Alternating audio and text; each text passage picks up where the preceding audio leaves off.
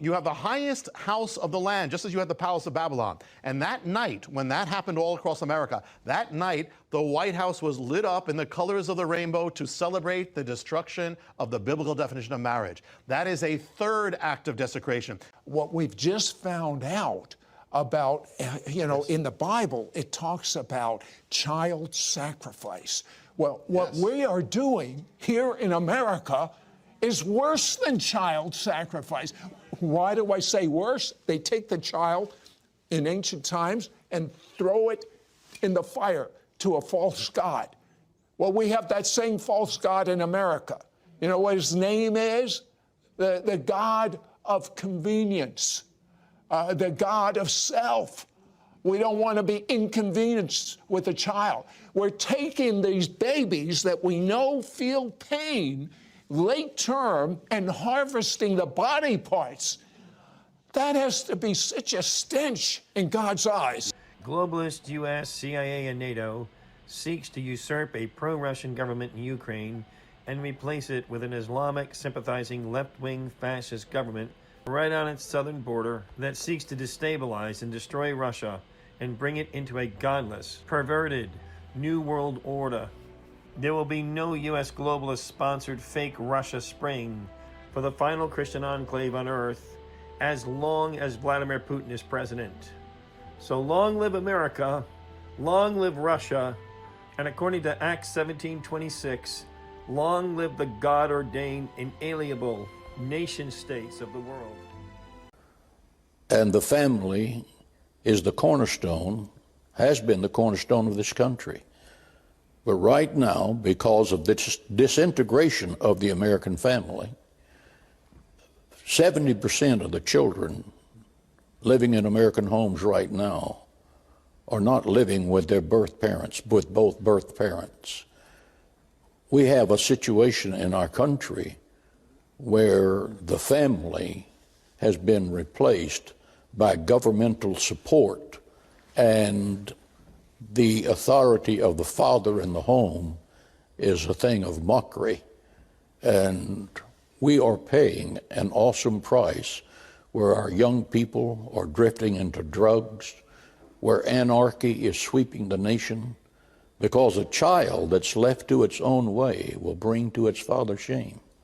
A child that does not hear the principles of righteousness out of the mouth of his father or out of the mouth of its mother will always go into the streets and search for a leader. And those leaders are leaders of gangs, and they're leaders of a lifestyle that's detrimental to America.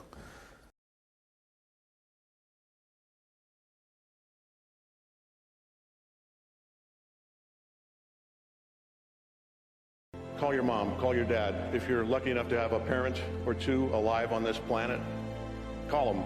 Don't text, don't email. Call them on the phone. Tell them you love them and thank them and listen to them for as long as they want to talk to you. I left Fox News in January of 17. And the reason I left is because I wanted to be with my family, right? I was missing my kids' childhood. They were little, like 7, 5, and 3. So I could still see it. I could still be a part of it. And now I'm doing it. You know, I have spent the past year in particular, but even before that, with them. And I'm mothering my own kids.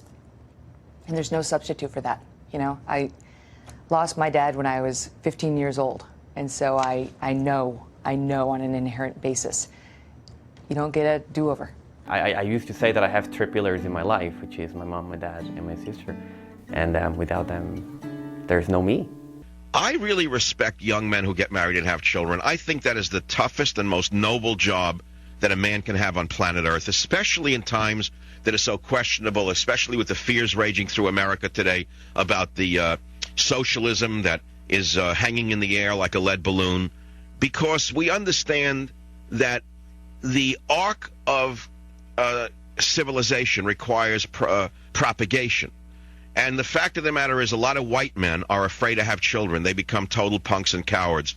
Or they only want pleasure. Or they are so narcissistic they don't want to give up a night's sleep. Or they don't want to, you know, their old lady to lose her abs or something. Because they're ultimate materialists. Having children is a sacrifice. But it's the most worthwhile sacrifice the world can imagine.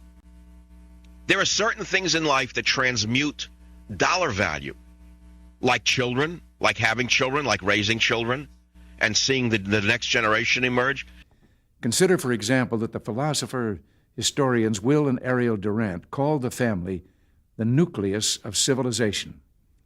They understood that all those aspects of civilized life that we most deeply cherish, freedom, the rule of law, economic prosperity, and opportunity, that all these depend upon the strength and integrity of the family.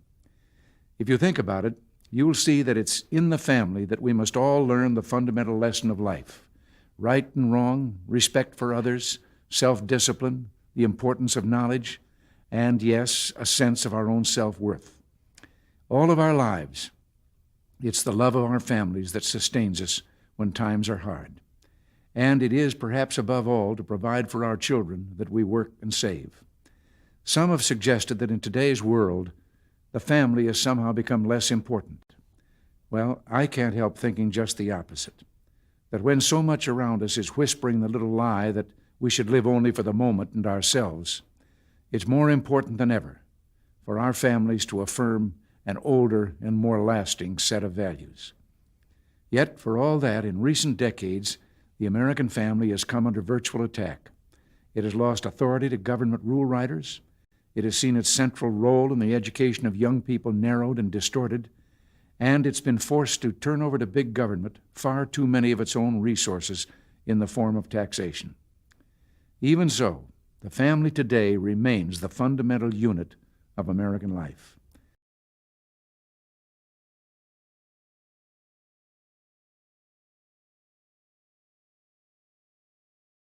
What would you imagine your family to look like in 5 to 10 years? Hopefully Norwegian. They're a really good-looking bunch of people. A couple of children and a cat, you know. One of my biggest fears, I suppose, is to be able to construct a family or to build a family in the same way that my parents did. Well, I would like to find the right person to get married to and to have kids with. I would not like a big wedding, but yeah, I think I'd like, you know, if I find the right partner and someone I want to build a life with, I think it'd be quite great, you know, a quite great excuse as well for a mat party. I never really pictured myself wearing white dress and all of that. A suit, definitely. Traditional. So, yeah, something quite simple, but with lights everywhere and just a swing band and something quite, you know, simple. I wanted to be informal, just like my sister's wedding, by the beach, wearing shorts and having friends do the ceremony. I'm Ricardo and I'm gay. Hey, I'm Jan and I'm gay. My name is Connor and I'm gay. Hi, my name is Sivan and I'm a lesbian. My name is Danielle and I am a lesbian.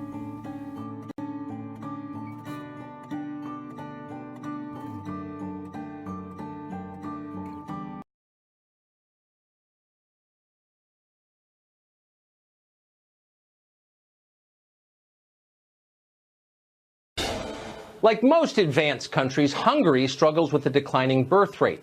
In America, for perspective, the average woman has 1.7 children. That's the lowest figure we've ever had in our history. In Hungary, the number is even lower than that, fewer than 1.5 children per family. Hungary has lost more than 500,000 people in the past 30 years. At this rate, unless something changes dramatically, there will be no more Hungarians. The neoliberals who run the European Union and every think tank in Washington strongly agree on what Hungary should do to fix the problem: give up. Instead of helping the native population to have more children, the Hungarian government, they say, should import a replacement population from the third world. That's the George Soros solution. But Hungary's Prime Minister, Viktor Orban, has a different idea. Instead of abandoning Hungary's young people to the hard-edged libertarianism of Soros and the Clinton Foundation, Orban has decided to affirmatively help Hungarian families grow. Orban's government is giving young women $35,000 low-interest loans when they get married for the first time. If these women have 3 children with their husbands, the loans are forgiven completely. If they have a 4th child, they're exempt from income taxes for the rest of their lives. Hungary doesn't just have parental leave. Grandparents can take time off to help after the birth of a grandchild. Everything about these policies is a good idea. They don't just help people have the children they want to have, they encourage the creation of healthy families. The Hungarian government wants to help people get married, stay married to the same person, and remain close to their extended families. It gives the biggest rewards to middle-class families, the very group struggling most to balance career, finances, and children in the modern age. In other words, Hungary's leaders actually care about making sure their own people thrive. Instead of promising the nation's wealth to every illegal immigrant from the third world, they're using tax dollars to uplift their own people. Imagine that. Here's the least surprising part of it all. People absolutely love it. And why wouldn't they? Viktor Orban's government just won its third landslide election victory in a row. The lessons are so obvious that you have to wonder, why isn't anyone trying that here? The Ossiaks are exceptional in a country where the population has been shrinking for the last 20 years. Their exemplary fertility has been recognized by the government with a special medal.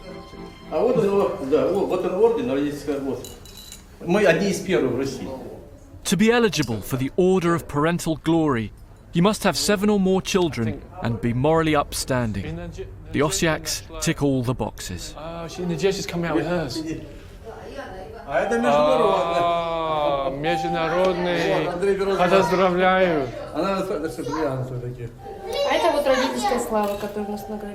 What did you feel when you met the president and he gave you the award? Ну, это было очень так торжественно и трогательно. Конечно, приятно, то, что заметили нас, что столько деток. Знаете почему? Потому что сама по себе женщина, это как Богом созданная, да? А когда она еще в положении, то это очень высокое предназначение человека. Она дает человека еще в мир.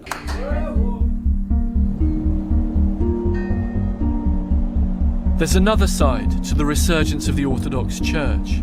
A wave of intolerance, with homophobic views and graphic descriptions of abortion on TV. Понимаете, эти люди, вот эти, так сказать, геи, голубые, как их там называют? На Западе политическую власть в значительной мере захватило вот это вот извращенческое меньшинство. Способов. Как у немцев было 1000 способов сгноить миллион людей, так сегодня у этих всех палачей в белых халатах есть 1000 способов как бы выскоблить человека из материнского организма. This is brand new broadcaster Zagrad TV. It's like this bizarre amalgam of Fox News and the Russian Orthodox Church. But they're deadly serious about this. Their message is that liberal values are over and this is the future. I'm catching the metro to an increasingly rare thing in Russia, a protest outside the Russian parliament. Behind this. Well, we are a lobbying group behind this, of course. Which lobbying? You personally or the channel? Or Zagrad? All of us. Never allow state to interfere in your family. We know exactly what would happen if state would start to interfere in the family. Family is sacral. People like Konstantin Malafeyev want a Russian Empire 2.0. Great, like the USSR, but which doesn't meddle in its citizens' lives. The only way we're going to stop this juggernaut, this one world, new world order juggernaut, is for parents to rise up, because you must understand that they will never be able to accomplish their goals without your children. You see? So you have the ultimate power. You have the ultimate power. And I always tell parents that if you want educational reform, you can have it tomorrow. You know how? By taking your kids out of the school and educating them at home.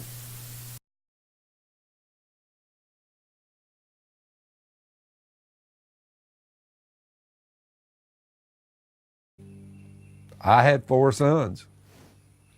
I disciplined them. I taught them, I rebuked them, I corrected them, and I trained them. They now have children. They're all married to their original wives. They all have children. And now they thank me for instilling in them discipline, because now that they have children, they get it. Children have to be disciplined. Sons do. The buck stops with dad. They can run and run and run, but they come down when you say, where's the buck stop? It stops with their father. You lose that, America, you will lose your nation. It will collapse and crumble right before you. on principles just like this when they're not adhered to. Be careful how you roll out there, Dad. Stand up and be a man. Irregardless of yeah coming out of anybody. Stand up and be a man. Put these principles into practice with your children. That's all I have to say. Take it or leave it. You leave it, you're doing so at your own peril, that's for sure.